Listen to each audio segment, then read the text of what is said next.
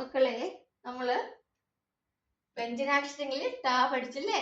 ഇനി അടുത്ത എന്താണ്? ട. ട എഴുതാൻ ഒരുപാടും ഇല്ല. എല്ലാവരും സ്ലേറ്റും പെൻസിലൊക്കെ എടുത്ത് റെഡി ആയിട്ടിരുന്നോ? ട എല്ലാരും പഠിച്ചല്ലോ അല്ലേ? ഇനി ട. ഇതാണ് ട. ട ട ട. ആദ്യം നമ്മൾ എന്ത് പഠിച്ചു? ട. ട എങ്ങനെ എഴുതിയത്? ഇങ്ങനെ അല്ലേ? ഇതാണ് ട. ഈസി അല്ലേ? എന്താണ് ഒരു സീറോ? ട ട. കൂടുതൽ പറയണ്ടല്ലോ. അപ്പൊ നമ്മൾ എന്തൊക്കെ പഠിച്ചു? ട പഠിച്ചു, ട പഠിച്ചു. ഇനി അടുത്തതാണ് ഡ. ഡ എങ്ങനെ എഴുതുന്നത് നമുക്ക് നാളെ പഠിക്കാം കേട്ടോ.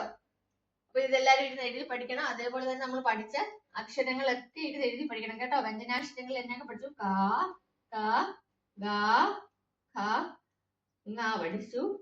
ച, ച, ജ, ജ, ഞ പഠിച്ചല്ലേ? ഇന്നലെ ട പഠിച്ചു.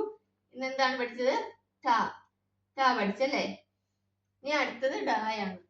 അടുത്ത ക്ലാസ്സിൽ കാണാം. ഇതെല്ലാരും പഠിച്ചിട്ട് കമന്റ് ചെയ്യണം പഠിച്ചു എന്നുള്ളത് കേട്ടോ. ഇഷ്ടപ്പെട്ടാല് സബ്സ്ക്രൈബ് ചെയ്യുക. ഇനി നിങ്ങൾ കൂടുതൽ പഠിക്കണമെന്നുണ്ടെങ്കിൽ കമന്റ് ചെയ്താൽ മതി. ഇനി നിങ്ങൾ പഠിച്ച കാര്യങ്ങൾ ഞാൻ കാണണമെന്നുണ്ടെങ്കിൽ അത് കമന്റ് ചെയ്യാം. അടുത്ത ക്ലാസ്സിൽ കാണാം കേട്ടോ. ഇത് പഠിക്കണം. ബൈ.